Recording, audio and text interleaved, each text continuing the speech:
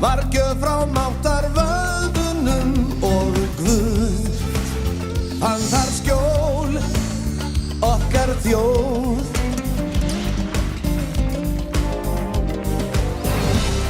Hann færði okkur paradís, friðsælan og faran stað og þar mönnum bústað hann bjó